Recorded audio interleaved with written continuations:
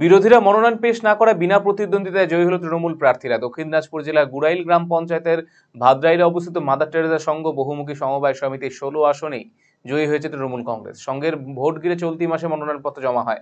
তাতে 16টি আসনের মধ্যে 16টি আসন তৃণমূল কংগ্রেস প্রার্থীরা মনোনয়নপত্র জমা দিয়েছিল। অন্যদিকে বিরোধী পক্ষের থেকে কোনো রকম মনোনয়নপত্র জমা পড়েনি। মঙ্গলবার সবকটি আসনে বিনা প্রতিদ্বন্দ্বিতায় জয়ী হয়েছে তৃণমূল প্রার্থীরা। বিনা প্রতিদ্বন্দ্বিতায় জয় পেতে উল্লাসে মেতে ওঠে তৃণমূল প্রার্থীরা। সেই সঙ্গে সবুজ আবির খেলায় মেতে ওঠেন দলের কর্মী সমর্থকেরা। তপনমূলক গঙ্গারামপুর বিধানসভার অন্তর্গত গুড়াইল অঞ্চলের সংঘের মহিলা সংঘের নির্বাচন সম্পন্ন হলো। এখানে আমাদের তৃণমূল সমর্থিত 16 জন প্রার্থী বিনা প্রতিদ্বন্দ্বিতায় জয়লাভ করলো।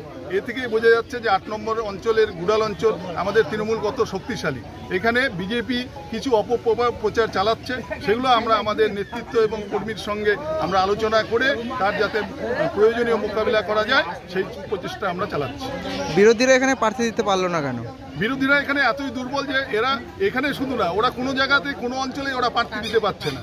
ওরা শুধু ওদের কাছে উন্নয়নের, মানুষ তো উন্নয়ন নিয়ে লড়ে, ওদের কাছে তো মানে শুধু সাম্প্রদায়িক ব্যাপার ছাড়া ওরা কোনো বিষয় মানুষের কাছে যেতে পারে না।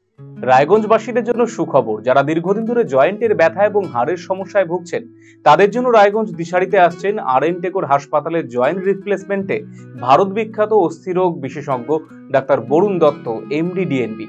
এখন থেকে প্রতি মাসের নির্দিষ্ট দিনে ডাক্তারবাবুকে দেখাতে আজই যোগাযোগ করুন দিশারি হেলথ কেয়ার, উকিলপাড়া, রায়গঞ্জ শাখায়। যোগাযোগ করুন 7477785509, 7477785512 এই নম্বরে। আর একঘেয়েমি ভালো লাগছে না, একটু পরিবর্তন দরকার।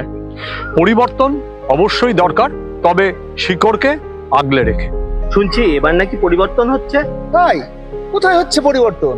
কিভাবে হবে পরিবর্তন? কে করবে পরিবর্তন? হ্যাঁ, আরসিটিভি সংবাদে আসতে চলেছে পরিবর্তন। কি পরিবর্তন জানতে নজর রাখুন আরসিটিভি সংবাদে।